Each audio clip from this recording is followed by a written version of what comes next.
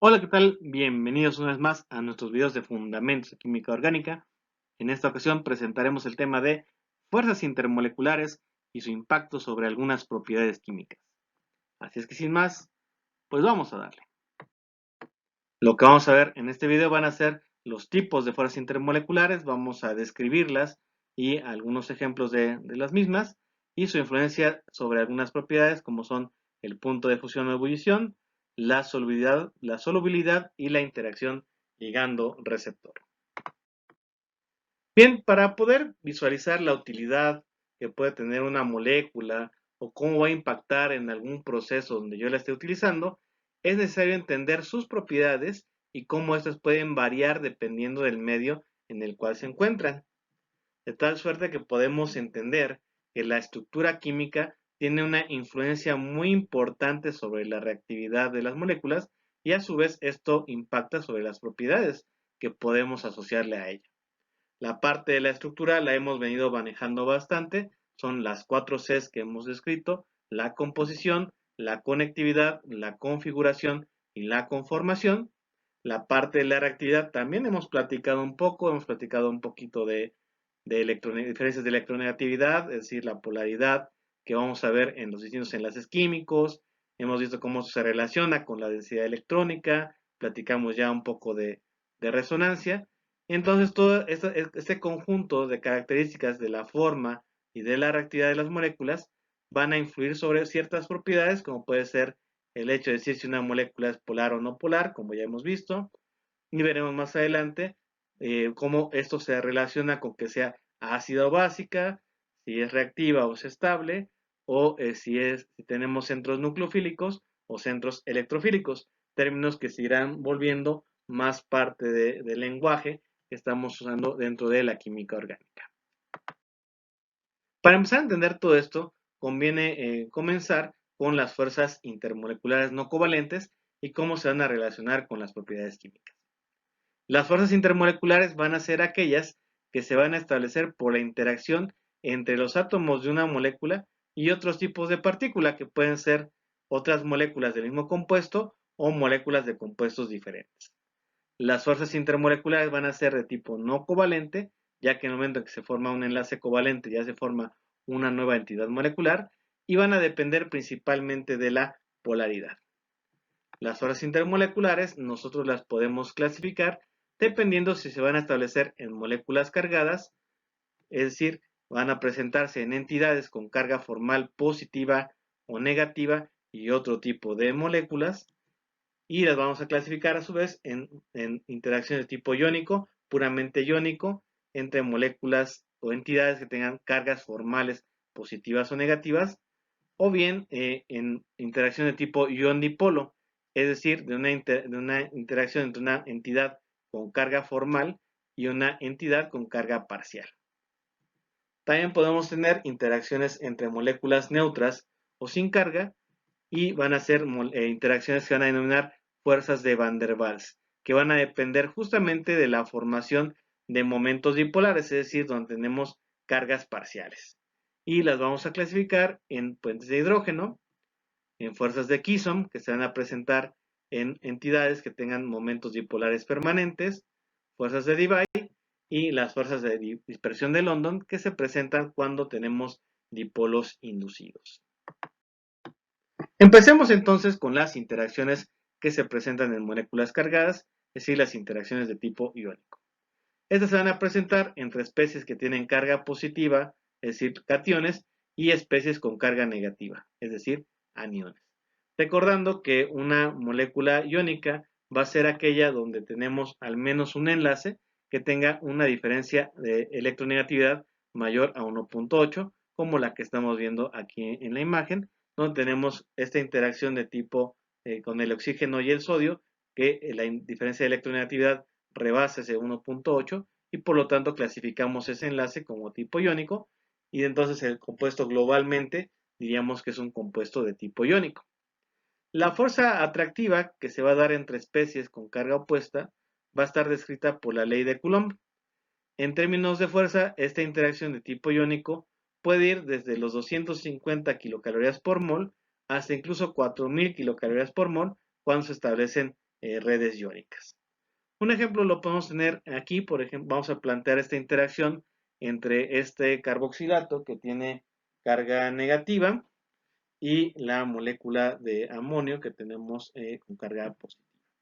Entonces tenemos aquí que esta interacción va a ser de tipo iónico porque vamos a establecer esta interacción entre el átomo de nitrógeno que tiene una carga formal positiva y el átomo de oxígeno que tiene una carga formal negativa.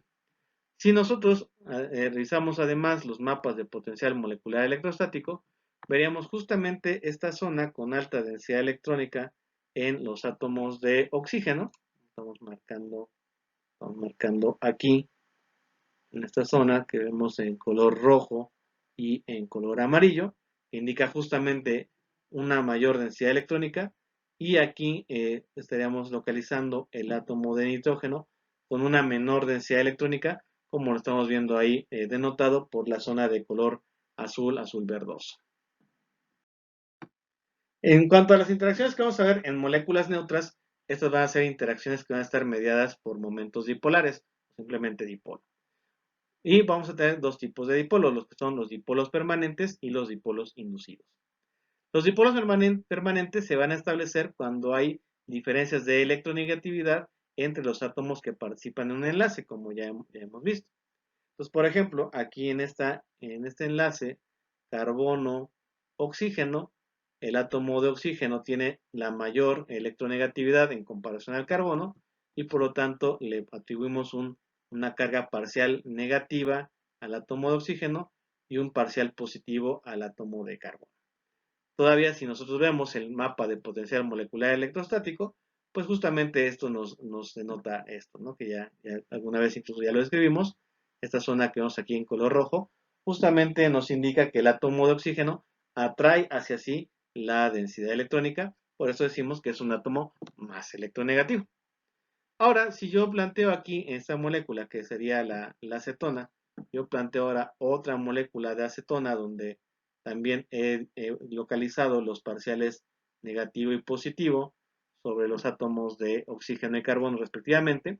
Entonces yo puedo plantear, así como planteé la interacción entre la carga formal positiva, negativa y una carga formal positiva, perdón, negativa con positiva. Entonces también yo puedo plantear aquí esta interacción entre los momentos dipolares negativo con positivo para el átomo de oxígeno con el átomo de carbono, y lo mismo lo puedo plantear con el otro par de átomos. De esta manera se puede identificar que se establece esta interacción dipolo-dipolo con el átomo que tiene el parcial negativo con otro átomo que tenga un parcial positivo.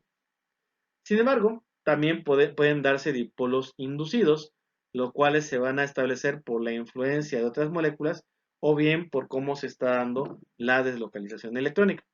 En el caso de un dipolo inducido por otra molécula, tenemos aquí nuevamente la acetona, localizamos aquí su parcial positivo y su parcial negativo, y ahora vamos a dibujar aquí un alcano, que sería en este caso el pentano, y entonces aquí los electrones que van a estar localizados principalmente sobre el átomo de oxígeno, vamos a plantear aquí justamente una mayor nube electrónica, van a ejercer una repulsión sobre los electrones que van a estar localizados en el enlace carbono-carbono.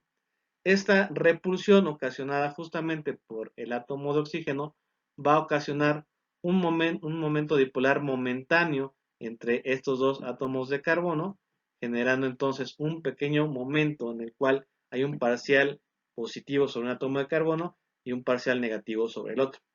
Y entonces se puede establecer la interacción dipolo-dipolo entre el dipolo momentáneo que se generó en el pentano y el parcial negativo que se generó, que ya es permanente en el caso de la molécula de acetona.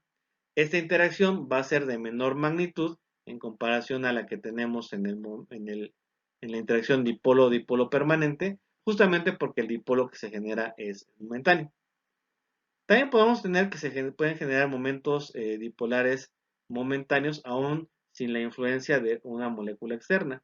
Por ejemplo, pensemos en esta molécula de cloro diatómico, donde obviamente no hay diferencia de electronegatividad entre los dos átomos de cloro. Sin embargo, como los electrones van a estar deslocalizados justamente entre los dos átomos de cloro, va a haber un pequeño momento en que los dos electrones de este enlace estén deslocalizados hacia un átomo de cloro, generando entonces un parcial negativo en un átomo de cloro y un parcial positivo en el otro átomo de cloro. Entonces aquí este momento dipolar momentáneo que se genera se da justamente sin la influencia de otra molécula externa, ¿no? Entonces aquí es simplemente que el hecho de la deslocalización electrónica va a hacer que en un pequeño instante los electrones van a estar localizados principalmente en uno de los dos átomos, que en este caso son átomos que son de la misma naturaleza. Las fuerzas que se establecen debido a los momentos dipolares reciben el nombre genérico de fuerzas de Van der Waals y las vamos a clasificar en 4 tipos. Las fuerzas de Kisson, los puentes de hidrógeno, las fuerzas de Debye y las fuerzas de dispersión de London. Las fuerzas de Kisson se van a presentar entre moléculas que tengan dipolos permanentes, como el caso que vimos de la molécula de acetona, y se van a presentar justamente cuando veamos una molécula polar que interactúa con otra molécula polar, ya sea que sea la misma molécula con ella misma o bien entre dos moléculas polares diferentes. Los puentes de hidrógeno, que se van a presentar en moléculas que tengan átomos de oxígeno, nitrógeno y flúor, y átomos de hidrógeno que estén unidos a este tipo de átomos, que si se dan cuenta son átomos de alta electronegatividad. Este tipo de puentes de hidrógeno recibe el nombre de puente de hidrógeno clásico, ya que se han descrito otro tipo de puentes de hidrógeno no clásico, donde además a esta definición se suman el átomo de carbono y el átomo de azufre.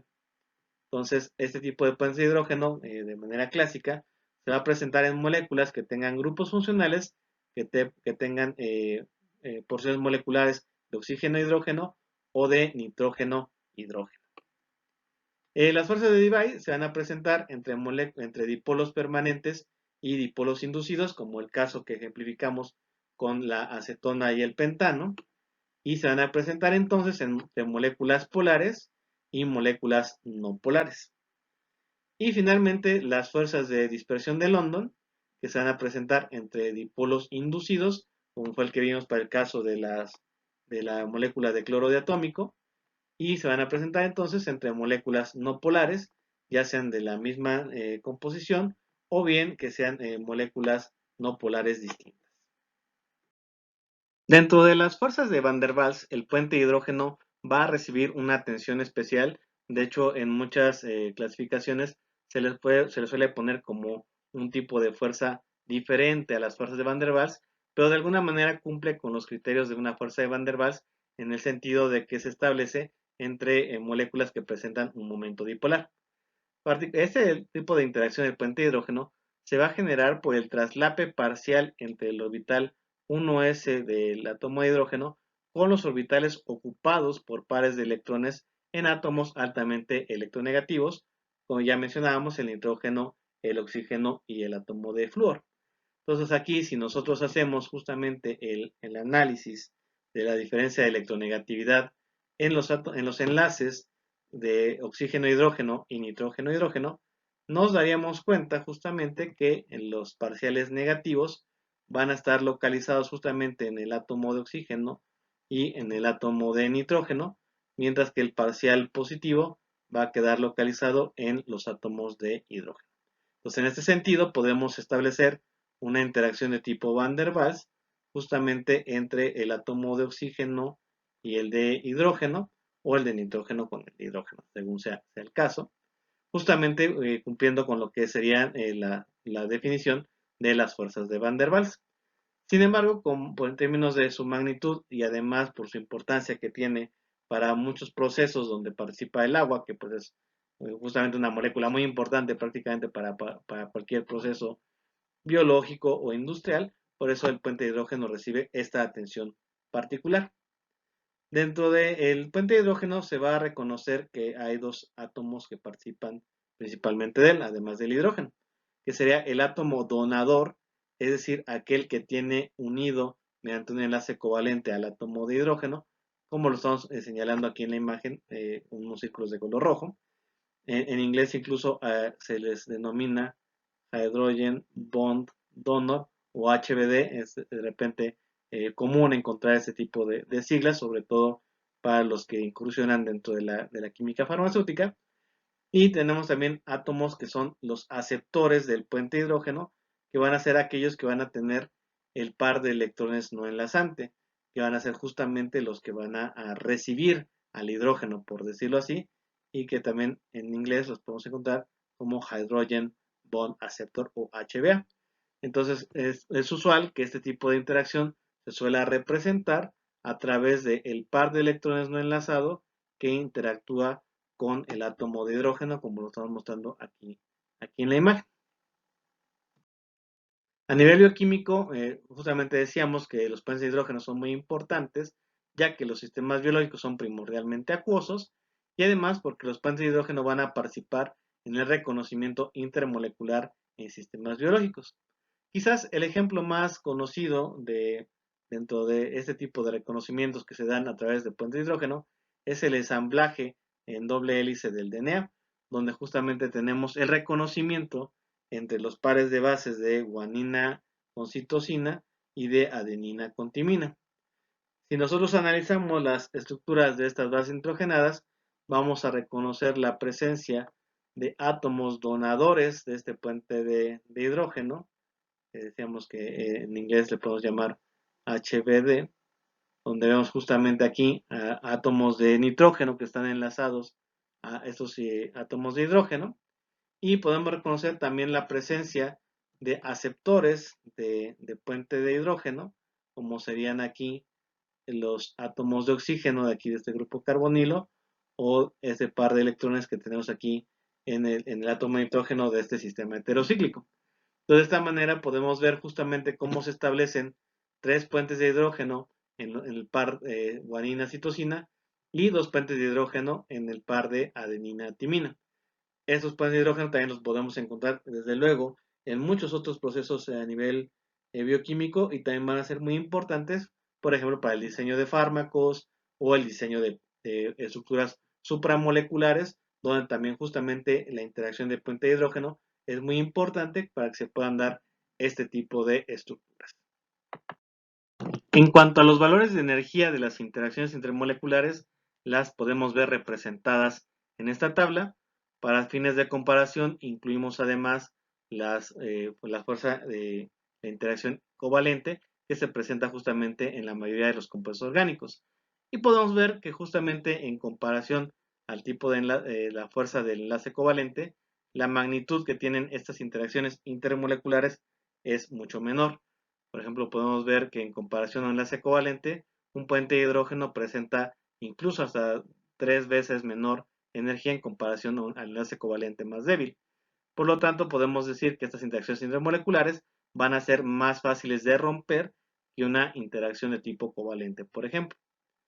Algo que es importante de esta tablita es recordar, más allá de los valores, es recordar el orden en el cual tenemos las magnitudes. Tenemos primero que la más fuerte de las interacciones intermoleculares van a ser las de tipo iónico, luego las de puente de hidrógeno, seguidas las de Kisson y las de Debye, que a veces a estas simplemente se les llaman fuerzas de Van der Waals, y hasta el final las fuerzas de dispersión de London.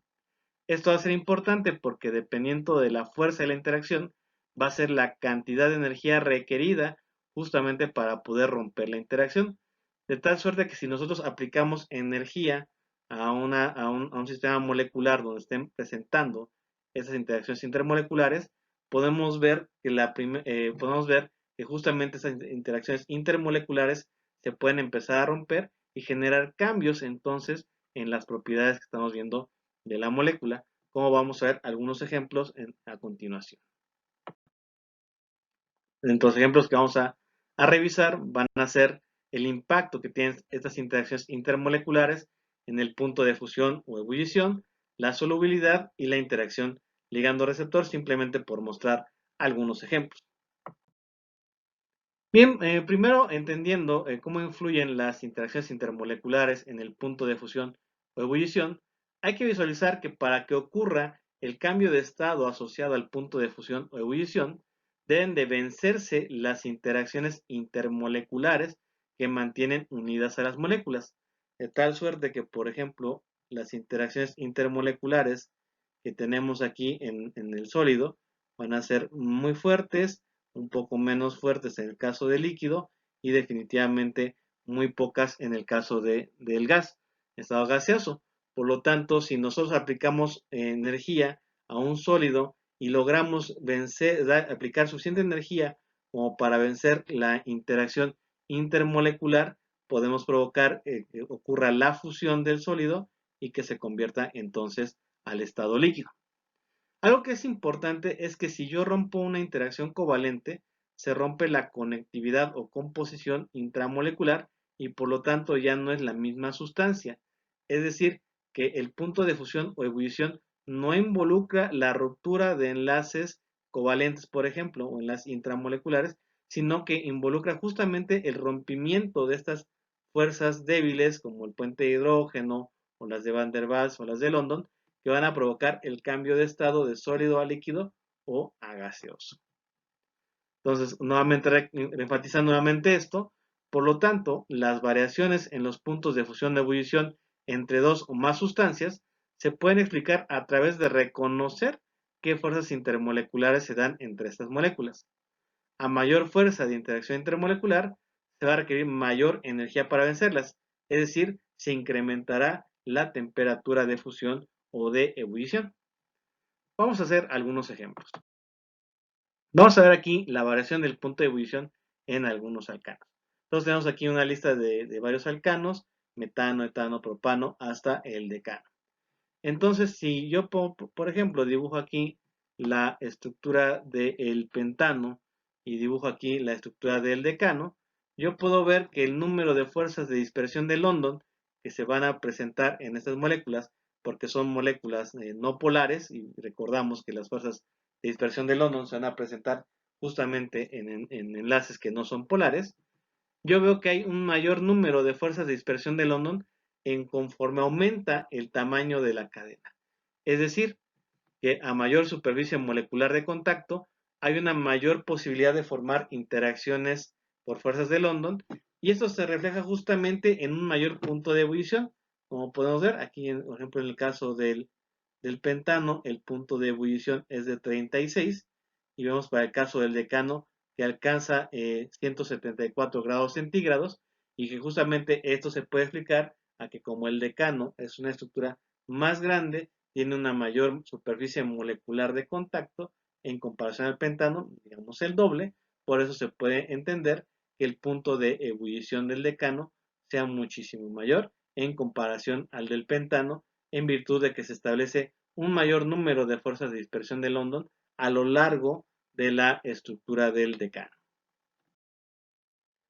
Vamos a ver más ejemplos. Entonces aquí ahora vamos a ver el punto de fusión de ebullición, perdón, en compuestos oxigenados, y ponemos por comparación al propano, que ya vimos de la lista anterior, con un punto de ebullición de menos 42, el éter metílico un poco más alto de menos 24, el éter etílico de 30, casi 35, el metanol y el etanol de 65 casi y de 78.2 para el caso del etanol. Entonces hagamos el mismo análisis que hicimos para el caso de la serie de alcanos. Entonces, por ejemplo, en el caso del propano, podemos ver únicamente fuerzas de dispersión de London.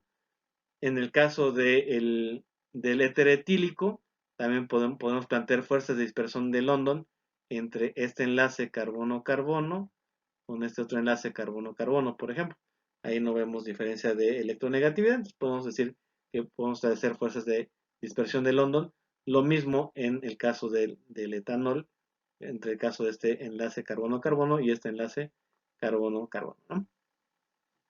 Pero también podemos ver que ahora en el caso de los compuestos que tienen átomos de oxígeno, podemos establecer momentos dipolares, donde el momento dipolar se va a orientar hacia el átomo más electronegativo, en este caso el oxígeno, y por ende puedo establecer ya fuerzas de Van der Waals, hacer momentos dipolares, en este caso van a ser momentos dipolares permanentes, hablaríamos de fuerzas de Kisom o simplemente decimos fuerzas de Van der Waals, y entonces podemos establecer justamente interacciones que aquí marcamos de color verde, entre las zonas con un delta negativo y las zonas con un parcial positivo.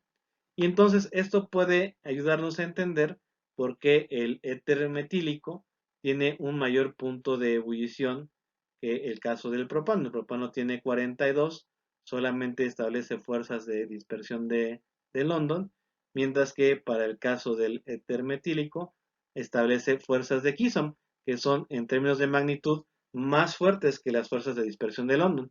Por lo tanto, requeriría yo mayor energía para romper las interacciones intermoleculares que se dan en el éter metílico en comparación a las que se dan en el caso del propano.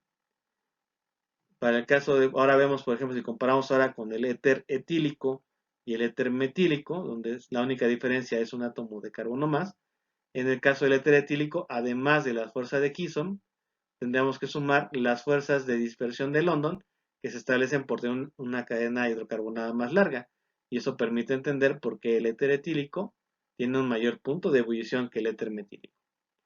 Y ahora si comparamos con los alcoholes vemos que tienen un mayor punto de ebullición en comparación incluso a los éteres, y esto lo podemos entender justamente porque reconocemos que se pueden formar puentes de hidrógeno en el caso de los dos alcoholes que tenemos aquí, el metanol y el etanol, y justamente como los puentes de hidrógeno tienen una mayor fuerza en comparación a las fuerzas de Kison o las de dispersión de London, esto explica por qué los alcoholes van a tener un mayor punto de ebullición en comparación a los éteres.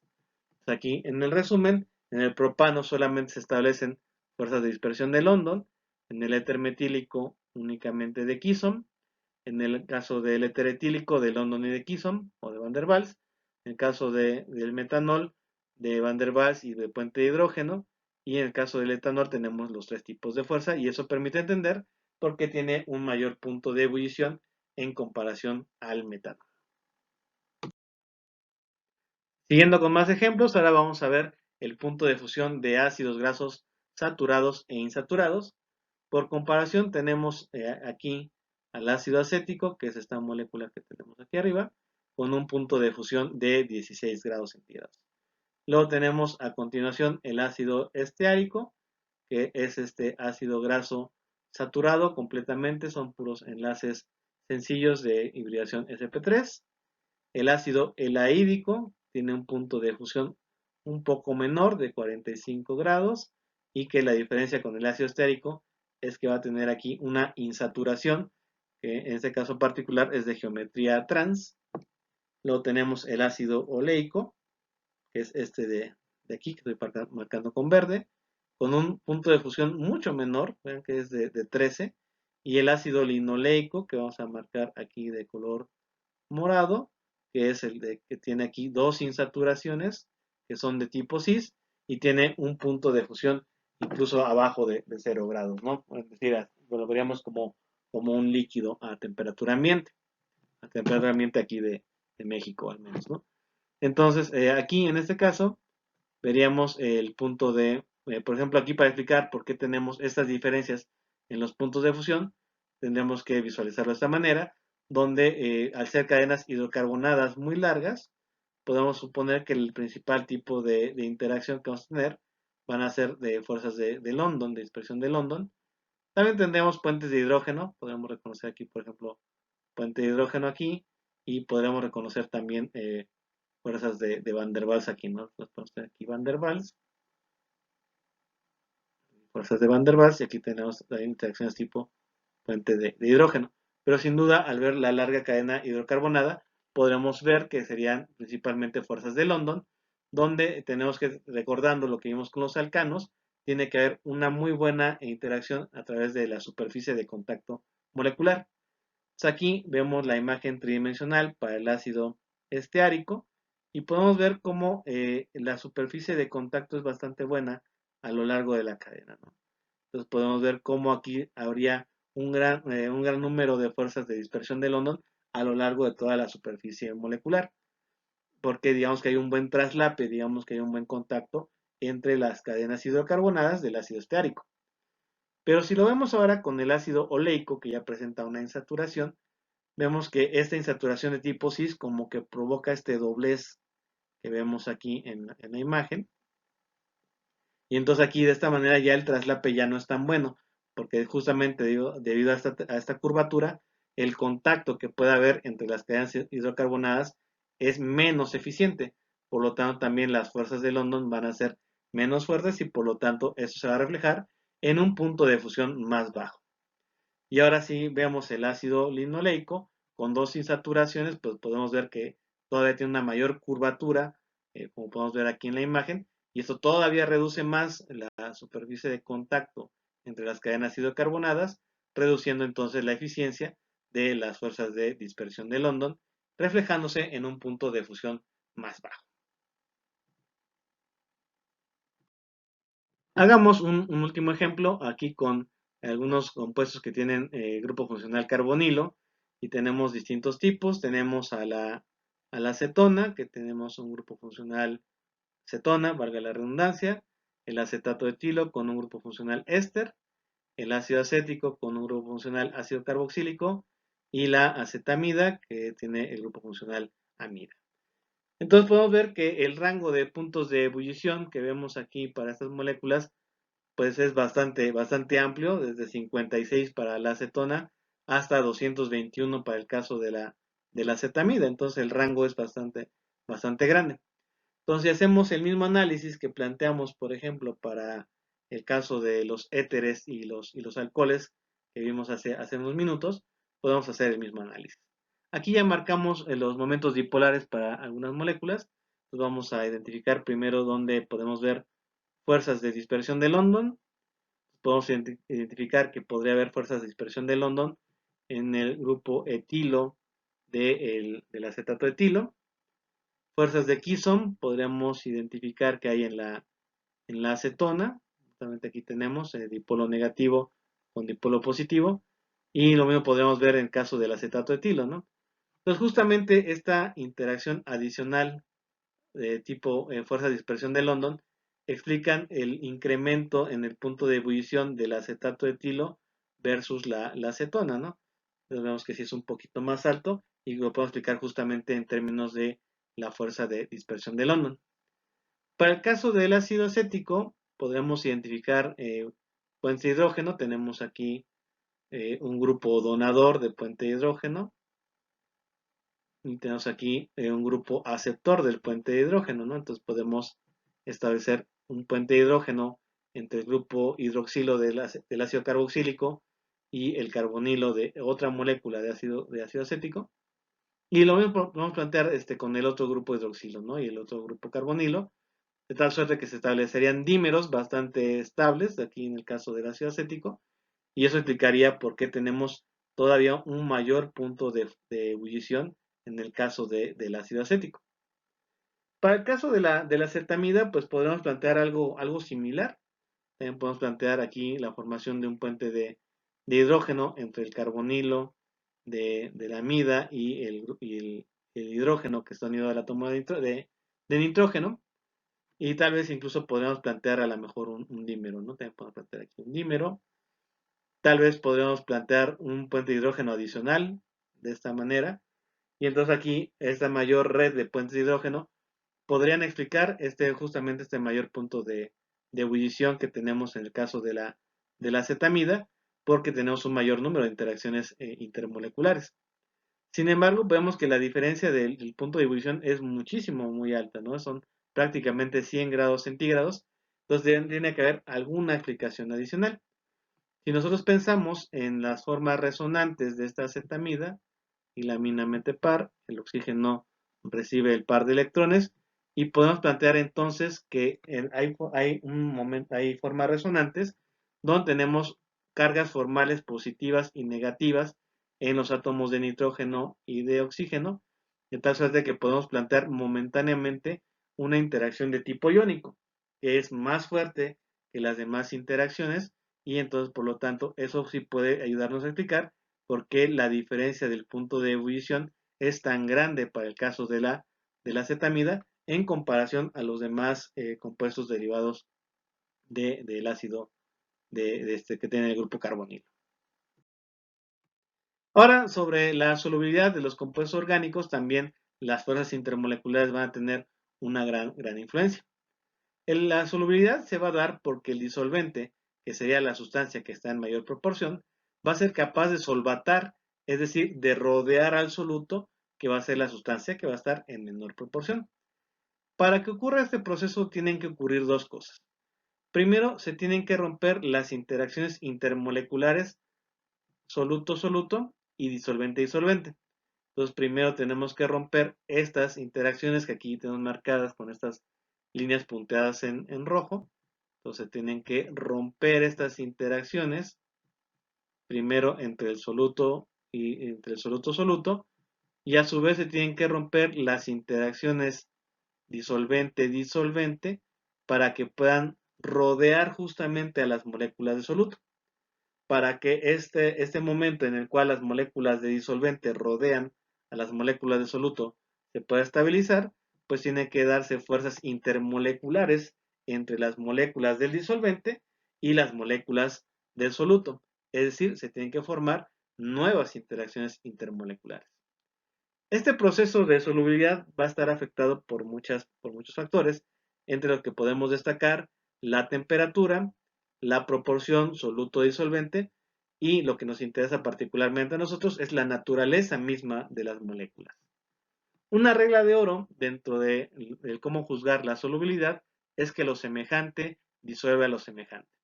Y esto lo podemos entender porque si el soluto es polar, va a establecer interacciones de tipo polar, es decir, puente de hidrógeno, fuerzas de Van der Waals, particularmente de Kisom, o fuerzas ion-dipolo, con el disolvente polar. Mientras que si el soluto es no polar, tendrá que establecer interacciones de tipo no polar, generalmente a través de fuerzas de dispersión de London, con el disolvente no polar.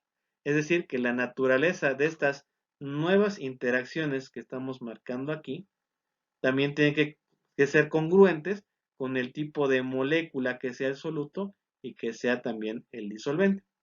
Porque un disolvente que sea no polar no podrá establecer interacciones de tipo polar con un soluto que sea polar y que necesite o que permita establecer este tipo de interacciones. Esta tablita es muy interesante, es bastante útil, porque algo que influye mucho en la reactividad en química orgánica es el tipo de disolvente que podamos usar. Nosotros podemos medir o estimar la polaridad de un disolvente a partir de su constante dieléctrica, ya que esta constante dieléctrica define el grado de polarización, es decir, qué tan polar es la sustancia, cuando se somete a un campo eléctrico.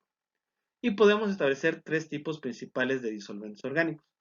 Los disolventes no polares, donde podemos incluir a alcanos como el hexano, el tetracloruro de carbono, el tolueno, el éter etílico y el cloroformo.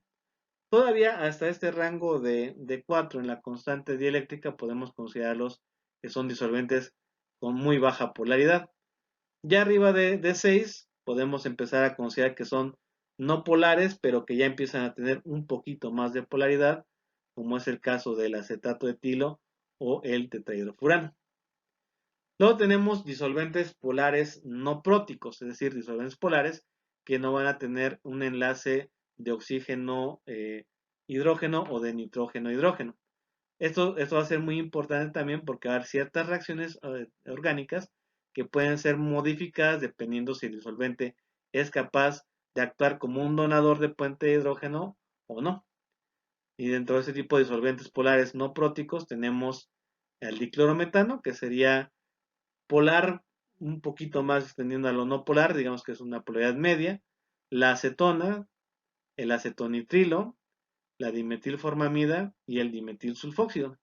Este tipo de disolventes van a ser también digamos, alta polaridad a partir del acetonitrilo y que deben mantener cierta utilidad dentro de la química orgánica. La última categoría serían los disolventes polares próticos, donde tenemos principalmente a los alcoholes y al agua. Podemos empezar desde el butanol con una polaridad medio bajita, el isopropanol, el etanol, el metanol y el más polar de todos, el agua. Esto puede ser muy útil, este tipo de ejercicios son muy útiles para poder estimar qué tipo de disolvente nos puede convenir. Entonces es muy importante tener aquí en la mente el análisis que hicimos del tipo de juzgar cuando una molécula es polar o cuando una molécula es no polar. Entonces aquí tenemos, por ejemplo, el ejercicio nos pide relacionar en qué tipo de disolventes se solubilizarán los sustratos de la izquierda. Entonces tenemos aquí un ciclo alcano, tenemos al ciclo hexano, tenemos un éster, que sería el acetato de isoamilo, el ácido acético y el acetato el ácido acético y el acetato de sodio aquí al final de la lista. Y nos piden relacionar con cuál va a ser soluble, si será soluble con el agua, con la dimetilformamida, el tetraidrofurano y el hexano, y nos muestran sus estructuras tanto de los sustratos como de los disolventes. Si nosotros analizamos los sustratos primero, pues diríamos que este sustrato definitivamente es no polar, tiene puras interacciones de tipo carbono-carbono, puros enlaces carbono-carbono y enlaces carbono-hidrógeno que son con muy poca diferencia de electronegatividad, por lo tanto podemos decir que esta molécula es principalmente no polar. En el caso del acetato de isoamilo, pues tenemos que sí tiene cierta polaridad, aquí por parte del grupo carbonilo que tenemos aquí en el éster, pero también tenemos una buena porción, que sería esta parte de aquí, el grupo alquilo que incluso tiene una ramificación, que tiene más bien propiedades de tipo no polar o puede hacer interacciones de tipo no polar, por lo tanto podemos poner que es poco polar, quizás podemos decir que es una molécula que es poco polar, aunque sí tiene polaridad justamente debido al enlace de tipo éster. Aquí el ácido acético definitivamente es una molécula muy polar porque tenemos aquí justamente la diferencia de electronegatividad dada por justamente los dos enlaces carbono-oxígeno. Y en el caso del acetato de sodio, pues una molécula de tipo iónico, por lo tanto esta va a ser muy polar, ¿no? Va a ser una molécula de tipo iónico, su polaridad es muy grande, diferencia de electronegatividad entre el oxígeno y el sodio le va a dar justamente esta característica de tener una muy alta polaridad. Entonces ahora, si hacemos el análisis de los disolventes, el agua sería un disolvente muy polar prótico, según la lista que hicimos hace un momento. La dimetilformamida sería un disolvente polar no prótico.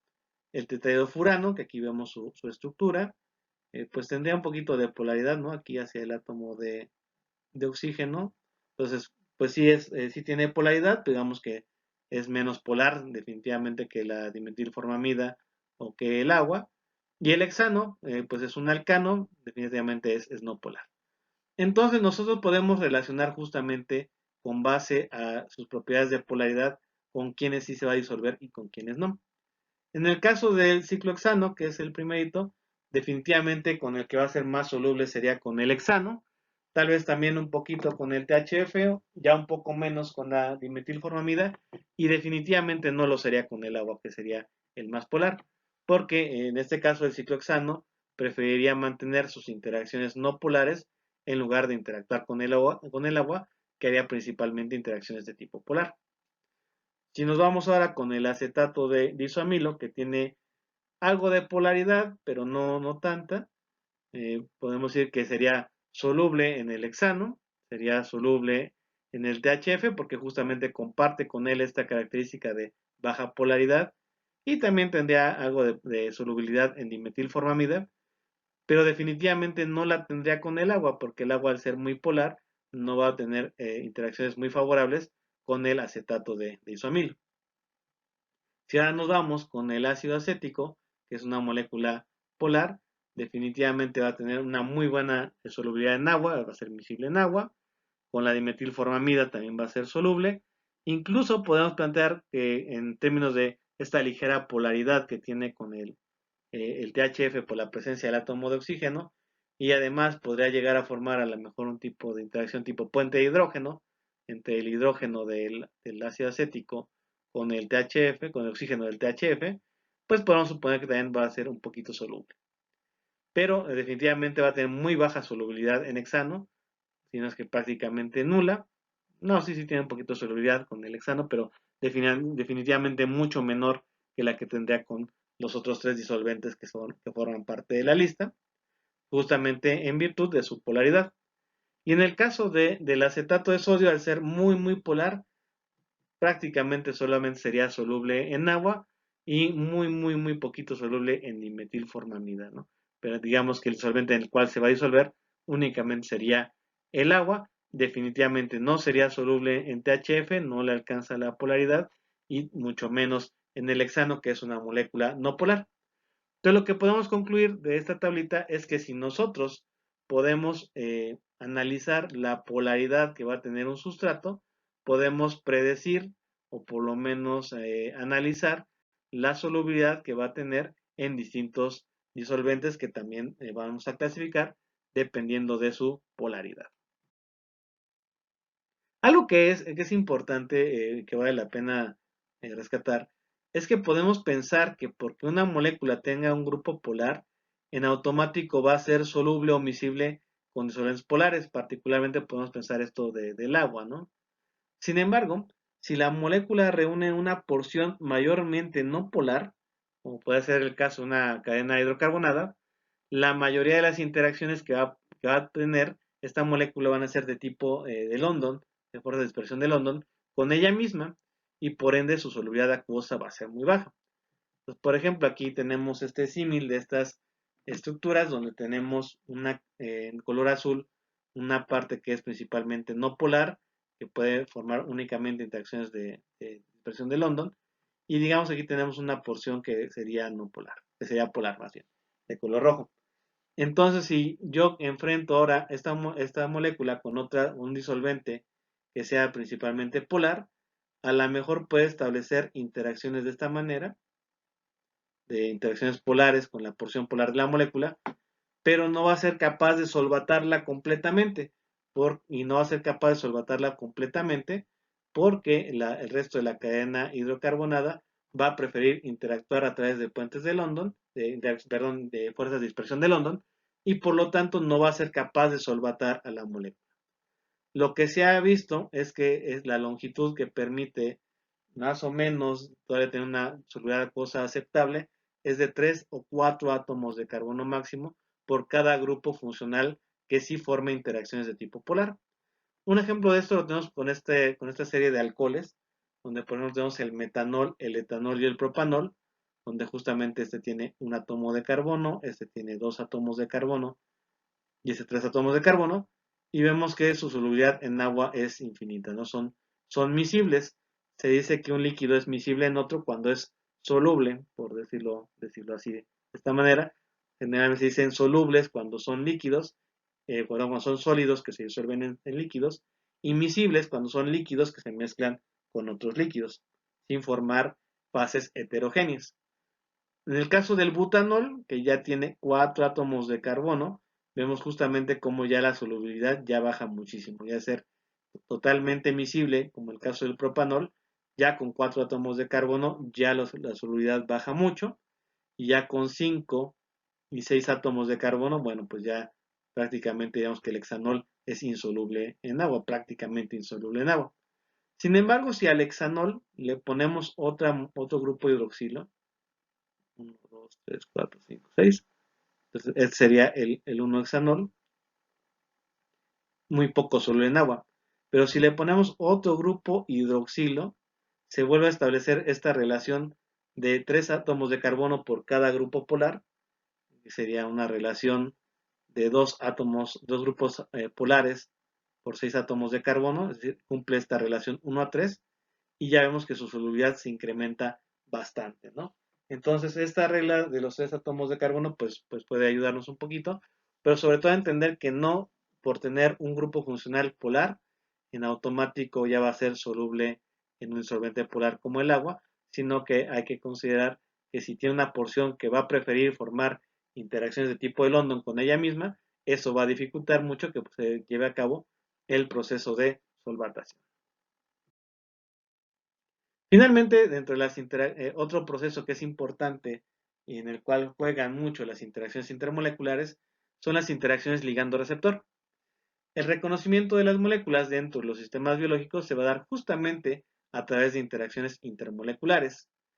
Este reconocimiento inicial de ligando-receptor puede dar lugar a procesos posteriores como la activación de vías de señalización, síntesis de otras sustancias, etc. Entonces, por ejemplo, aquí esta animación donde tenemos que un sustrato se encuentra con una enzima, pues es una animación muy bonita de Amoeba Sisters, y que nos permite entender mucho de cómo es la interacción sustrato-enzima, que tiene que ser muy específica, con ciertas geometrías, etcétera. Pero esas interacciones tienen que darse a partir del reconocimiento de los grupos funcionales que tenga el sustrato con los grupos funcionales que tenga la enzima, de tal suerte que veríamos más bien cosas como de este tipo. Aquí, por ejemplo, estamos viendo una molécula que se va a intercalar entre los pares de bases del DNA a través de interacciones de tipo no polar, o algunas también de tipo polar, depende del tipo de molécula que estemos aquí analizando. Entonces aquí un ejemplo, tenemos aquí en color negro, tenemos los residuos de ciertos aminoácidos que forman parte de esta cavidad, por ejemplo, de una enzima, como la que veíamos en la animación de la lámina anterior. Y yo puedo plantear entonces moléculas que puedan formar interacciones con los aminoácidos de las proteínas, por ejemplo, interacciones de tipo electrostático, de grupos funcionales con carga positiva y grupos funcionales con carga negativa, puentes de hidrógeno, interacciones, un tipo de interacción especial que se llaman las interacciones pp, que se van a dar justamente entre anillos de tipo aromático, interacciones de tipo electrostático, y así podemos ir planteando distintas moléculas que van a formar de distintos tipos de interacciones químicas y que van a ser importantes para el reconocimiento molecular, ya sea dentro de los propios sistemas biológicos, entre moléculas endógenas, o bien con moléculas exógenas, como los fármacos. Pues bien, con esto cerramos este video. Pues lo que creo que queda claro es que las fuerzas intermoleculares participan, son muy importantes dentro de las propiedades moleculares, como pueden ser la solubilidad y los puntos de fusión o de ebullición. Entonces, pues justamente lo que es importante aquí recordar, pues es que la solubilidad, la regla de oro, lo similar disuelve a lo similar, polar se disuelve con polar, no polar se disuelve con no polar. Pues estos análisis que hicimos al principio de ver si una molécula es polar o no polar son muy importantes. Recordar el orden de cómo es la magnitud de energías en las interacciones intermoleculares. Primero las iónicas, luego los puentes de hidrógeno, luego las Van der Waals, que son las de Kisom y Debye, y cerramos con las fuerzas de London como las más débiles. También es algo muy importante a recordar. Pues bien, pues con esto cerramos ahora sí el video. Espero que les haya servido para aclarar algunas dudas. Y si no, déjenme sus comentarios aquí abajo o a través de mi correo electrónico. Y hasta luego.